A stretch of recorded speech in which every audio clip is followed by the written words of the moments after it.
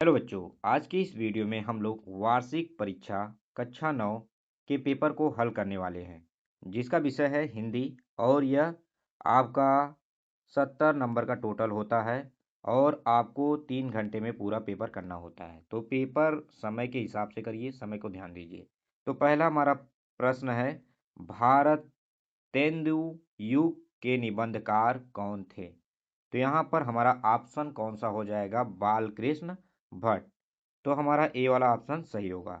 अब यहाँ पर दूसरा वाला दिया गया है, गोदान किस विधा की रचना है? गोदान किस विधा की रचना है? तो गोदान उपन्यास की क्या है? रचना है। अब यहाँ पर दिया गया है, तीसरा दिया गया है, आदिकाल को अन्य किस नाम से जाना जाता है? आदिकाल को किस नाम से जाना जाता है बच्चों? तो यहाँ पर आप लोग ऑप्शन सी लगाइएगा, आदिकाल को वीर गाथा काल से जाना जाता है। अब यहाँ पर चौथा वाला हमारा क्वेश्चन दिया गया है, पृथ्वी राज रासो किसकी रचना है? ये सभी को पता होता है कि पृथ्वी राज रासो चंद्रबरदाई की रचना है। हमारा ऑप्शन नंबर बी हमारा क्या होगा? सही हो जाएगा। अब यहीं पर आगे की तरफ बढ़ते हुए बच्चों, अब यहाँ पर देखेंगे कि हमारा पांचवा क्या दिया गया है। पांचवा पढ़िए बच्चों। यहाँ पर पांचवा देखो, साखी सबद रमैनी किसकी रचना है? साखी सबद रमैनी किसकी रचना है? तो साखी सबद रमैनी किसकी है? कबीरदास की रचना है। अब यहाँ पर छठवां बच्चों किसका है? अस्थि शब्द का तद्भव। यहाँ पर अस्थि से आप लोग याद रखिएगा, हड्डी। जब अस्थियां जलती है तो सिर्फ हड्डियां बचती हैं, ठीक है।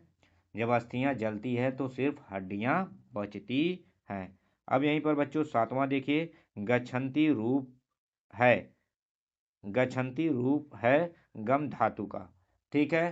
तो यहाँ पर क्या हो जाएगा कि हमारा ऑप्शन नंबर कौन सा सही होगा?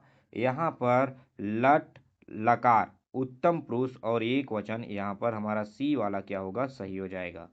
और यहाँ पर आठवां देखिए बच्चों, हिंदी प्रदीप पत्रिका के संपादक है। हिंदी हिंदी प्रदीप पत्रिका के संपादक कौन हैं? तो यहाँ पर भारतेंदु हरिश्चंद्र जी है। भारतेंदु हरिश्चंद्र जी हमारे हिंदी प्रदीप पत्रिका के संपादक हैं। अब यहीं पर बच्चों आप देखेंगे कि हमारा यहाँ पर दिया गया है कि सरस्वती सरस्वती नवा हमारा दिया गया है, सरस्वती पत्रिका के संपादक थे। सरस्वती पत्रिका के संपादक कौन थे?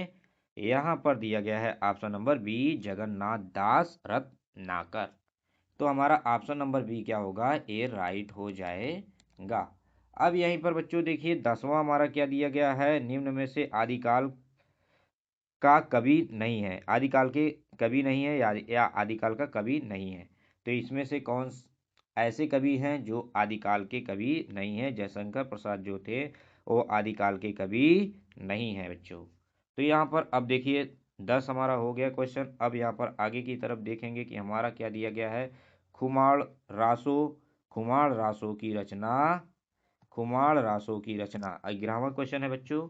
यहाँ पर देखेंगे खुमाड़ रासो की रचयिता कौन है? तो यहाँ पर आप लोगों को पता होगा, खुमाड़ रासो की रचयिता सारगधर जी है, ठीक है। सारगधर जी, ऑप्शन नंबर ए हमारा सही होगा। अब यहाँ पर 12वां जो दिया गया है, श्री रामचरितमानस किस भाषा में लिखा गया है? यहाँ पर ये क्वेश्चन बहुत सरल है, अवधी भाषा में सबको पता होता है कि रामचरितमानस जो लिखा गया है अवधी भाषा में लिखा गया है। अब यहीं पर देखिए बच्चों कि यहाँ पर दे दिया गया है कि घोटक शब्द का तद्भव बताइए। तो यहाँ पर घोटक शब्द का हमें क्या बताना है? तद्भव बताना है। तो हमें यहाँ पर पता होना चाहिए कि घोटक शब्द का तद्भव क्या होगा। तो यहाँ पर घोटक शब्द का तद्भव क्या होगा? घोड़ा हो जाएगा। 13वां नंबर क्वेश्चन, घोड़ा हो जाएगा हमारा। घोटक शब्द का तद्भव घोड़ा, ठीक है। सेठ गोविंद दास, 14वां हमारा है, सेठ गोविंद दास द्वारा रचित व्यवहार एकांकी में कुल कितने पात्र हैं? तो कुल कितने पात्र हैं बच्चों? कुल 5 पात्र थे। यहाँ पर ए वाला ऑप्शन हमारा क्या हो जाएगा? सही हो जाएगा। अब यहाँ पर 15वां जो दिया गया है, वर्णों की आवृत्ति होती है, वर्णों की कोई आवृत्ति नहीं होती है। तो यहाँ पर ऑप्शन नंबर डी वाला हमारा क्या होगा? सही हो जाएगा। अब यहाँ पर निम्न निम्न में से शुद्ध वर्तनी शब्द वाला वर्तनी वाला शब्द कौन सा है, इसमें हमें बताना है कि इसमें शुद्ध कौन सा है। तो यहाँ पर हमारा ऑप्शन नंबर क्या हो जाएगा, अधीन। अधीन क्या होगा, हमारा शुद्ध वर्तनी शब्द है, अधीन नहीं होगा, अधीन। अब यहाँ पर देखिए बच्चों 17वां वाला क्वेश्चन क्या दिया गया है। 17वां दिया गया है वधु प्लस उदय में संधित पद है। वधु प्लस यहाँ पे वधु दिया गया है, तो यहाँ पर ऑप्शन नंबर हमारा कौन सा हो जाएगा बच्चों, बी वाला हमारा ऑप्शन सही होगा, वधुदय। अधिकांश छंद, यहाँ पर 18वां दिया गया है, अधिकांश छंद विभाजित होते हैं। अधिकांश छंद जो विभाजित होते हैं बच्चों, वर्णों में विभाजित होते हैं। अब यहीं पर 19वां देखा जाए तो बच्चों क्या दिया गया है, रस या आनंद की अनुभूति के लिए प्रयोग होने वाला शब्द कौन सा है, निष्पत्ति होता है, निष्पत्ति इसमें प्रयोग किया जाता है। खड़ी बोली, अब यहाँ पर देखिए 20वां लास्ट वाला हमारा है, खड़ी बोली गद्य की प्रथम रचना है, कवि वचन सुधा। हमारा क्या हो जाएगा, कवि वचन सुधा जो है प्रथम हमारी रचना है। तो यहाँ पर बच्चों अब देखिए 21 नंबर वाला क्वेश्चन है। यहाँ पर दिया गया है कि निम्नलिखित गद्यांश की व्याख्या तथा गद्यांश पर आधारित प्रश्नों के लिए उत्तर देना है, और इसका हमें अगर उत्तर देते हैं तो 6 नंबर मिलेगा। तो ऐसे प्रश्न को बिल्कुल मत छोड़िएगा, क्योंकि बहुत सरल होते हैं। यदि हम वैध होते हैं तो ये किस पाठ से लिया गया है ये आपको बताना है, और उपर्युक्त गद्यांश का संदर्भ अथवा पाठ के लेखक का नाम लिखना है। तो पहले संदर्भ अगर आप लिखेंगे, प्रस्तुत गद्यांश आचार्य हजारी प्रसाद द्विवेदी द्वारा रचित निबंध पत्र और प्रेम से लिया गया है, ये हमारा पाठ है। और इसका मैं उत्तर आपको दिखा दूंगा कि आप इसी तरह से लिखिएगा। पूरा हमने उत्तर सही तरीके से लिखा है। प्रस्तुत गद्यांश में लेखक क्या कहना चाहता है, यदि लेखक वैध होता एवं भूगोलवेत्ता होता तो क्या करता, इसका उत्तर हम यहाँ पर दे देंगे। आप लोग काफ़ी अच्छे से कर लीजिएगा, ठीक है। तो बगल में हम उत्तर लगा देंगे। तो यहाँ पर अब चलते हैं हम आगे की तरफ और देखेंगे कि हमारा अगला क्वेश्चन क्या है, और उसके बाद हम समझेंगे। तो यहाँ पर देखिए, यहाँ पर देखिए क्या दिया गया है। तो यहाँ पर आपने बच्चों देख लिया होगा, दामी पिंजरे से पाठ से यहाँ पर साफ साफ बताया गया है किस पाठ से लिया गया है। यहाँ पर तो आप समझ जाएंगे, लेकिन इनके लेखक कौन है, हरिशंकर परसाई इनके लेखक है। उपर्युक्त गद्यांश के पाठ और लेखक का नाम लिखना है, तो यहाँ पर लिखिएगा प्रस्तुत गद्यांश दामी पिंजरा पाठ से लिया गया है, इसके लेखक हरिशंकर परसाई हैं। अब्बा वाला आप लोग कैसे लिखेंगे, यहाँ पर मैं उत्तर आपको दे दूंगा। पिंजरे को देखने वाला कौन था, राजा के भांजे बहुत व्यस्त रहते थे पिंजरे की देख रेख करने में, ठीक है। तो आपको उत्तर मैं दे दूंगा, काफ़ी अच्छे से आप लोग लिख पाएंगे। तो ये आप लोग याद रखिए कि हम सभी उत्तर को आपको देंगे जिससे आप अच्छे से कर पाए, ठीक है। तो यहाँ पर देखिए उत्तर, तो यहाँ पर देखिए बच्चों 22वां हमारा दिया गया है कि यहाँ पर 22वां क्या दिया गया है, काफ़ी अच्छे से देखिएगा। निम्नलिखित पद्यांश की व्याख्या तथा पद्यांश पर आधारित प्रश्नों का हमें उत्तर देना है। यहाँ पर प्रभु जी जंदर हम पानी, इन सभी को आपको करना है काफ़ी अच्छे तरीके से। और अ वाला क्या पूछ रहा है, राति सोनही मोती शब्द के तद्भव रूप लिखिए। तो राति का क्या होगा, रात्रि। सोनही मतलब स्वर्ण, और मोती मतलब आप लोग जानते हैं मुक्ता, ठीक है। तो यहाँ पर इन तीनों का तद्भव हमने बता दिया है, आप उसे लिख लिए। अम्बा वाला, जैसे चितवन जैसे चितवन चंद्र चकोर में कौन सा अलंकार है, तो यहाँ पर उपमा अलंकार है। कि यहाँ पर देखिए, यहाँ प्रभु और भक्ति प्रेम की तुलना चंद्रमा और चकोर से की गई है। जैसे शब्द के प्रयोग के कारण यहाँ पर उपमा अलंकार क्या हो रहा है, उत्पन्न हो रहा है। तो इस तरह से आपको जाकी ज्योति बैर दिन राति का आशय स्पष्ट। तो यहाँ पर काफ़ी अच्छे से आप लोग उत्तर को भी काफ़ी अच्छे से लिख लेंगे, ठीक है।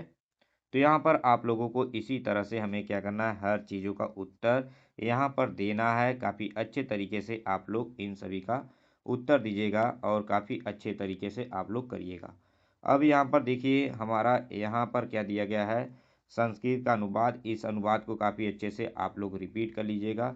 अगर मैं इसमें पढ़ाने लगूंगा तो इसमें बहुत समय लग जाएगा अनुवाद कराने में, तो प्लीज़ आप लोग कर लीजिएगा। अगर नहीं आएगा आप लोगों को तो आप लोग सिर्फ कमेंट एक कर देंगे, तो मैं इसे भी डिटेल्स में एक एक शब्द का मैं बताऊंगा, जिससे आप लोग अपना पेपर काफ़ी अच्छे तरीके से कर पाएंगे बच्चों। अब यहाँ पर देखिए बच्चों कि दिया गया है, यहाँ पर अनुवाद हमें फिर करना है संस्कृत में अनुवाद करना है। तो यहाँ पर इन सभी टॉपिक को आप लोग काफ़ी अच्छे से रिवाइज कर लीजिए, क्योंकि पेपर हमेशा 9th वाला होता है जो है रिपीट करते रहते हैं। अब यहाँ पर दीप दान एकांकी तथा लक्ष्मी की स्वागत एकांकी का उद्देश्य अपने शब्दों में आपको व्यक्त करना है। तो आप अपने शब्दों में क्या करिएगा, व्यक्त करिएगा। और यहाँ पर हमेशा जीवन परिचय हमेशा याद रखिए। जीवन परिचय काफ़ी इम्पॉर्टेंट होते हैं। अगर आप 10 में भी जाएंगे तो आपको जीवन परिचय काफ़ी आपके लिए बहुत इम्पॉर्टेंट होंगे। तो यहाँ पर जीवन परिचय आप लोग याद कर लीजिए। जीवन परिचय काफ़ी ज़रूरी होते हैं। और प्रश्न पत्र भी लिखना सीख जाइए। प्रश्न पत्र अगर आपको लिखना नहीं आता तो सिर्फ आप कमेंट करिएगा, हम प्रश्न पत्र को यहाँ पर सॉल्व कर देंगे। कैसे करना है आपको लिख कर बताएंगे कि हर एक प्रश्न पत्र को कैसे आप लोग लिखेंगे। कोई भी प्रश्न पत्र रहेगा, सिर्फ उसमें सम कुछ चीज़ें बेसिक चीज़ें चेंज करनी होती है। और यहाँ पर प्रश्न पत्र पर आपको श्लोक लिखना है। तो यहाँ पर देखिए श्लोक है, ठीक है। प्रश्न पत्र पर श्लोक लिखना है। तो आपको 2 श्लोक याद होना चाहिए, क्योंकि 2 श्लोक इसलिए याद होना चाहिए क्योंकि कुछ अगर पेपर में जो दिया रहेगा उस श्लोक को आप नहीं लिख सकते हैं, ठीक है। यहाँ पर पहले से बता दिया जाता है। अब यहाँ पर देखिए अक्ल बड़ी या भैंस, यहाँ पर नहीं, यहाँ पर 27वां हमारा दिया गया है। और यहाँ पर 28वां अनुवाद इसको भी करना है, 28वां दिया गया है बच्चों। निम्नलिखित मुहावरों को लोकार्थियों को हमें क्या करना है, चेंज करना है। तो यहाँ पर अक्ल बड़ी या भैंस, इसमें आप लोग लिखेंगे इसका क्या अर्थ होगा। समझदारी और बुद्धि शारीरिक बल या धन से अधिक महत्वपूर्ण होती है। ऊँट के मुंह में जीरा, यहाँ पर देखिए आवश्यक मुकाबले से बहुत ही कम होना। जैसे कोई ऊँट बहुत कमज़ोर है, उससे लड़वा दोगे भाई तो ऊँट के मुंह में जीरा तो लगेगा ही। तो ईद का चाँद हो जाना, इसका क्या होगा, बहुत दिनों बाद दिखाई देना, बहुत कम दिखाई देना। ये लिख दीजिएगा, आपका हो जाएगा। अब इन्हें आप संस्कृत में बदल लीजिएगा। अगर नहीं आएगा तो मैंने कहा आप कमेंट करिएगा, आपका सभी क्वेश्चन आपको हल करा के दिखाएंगे।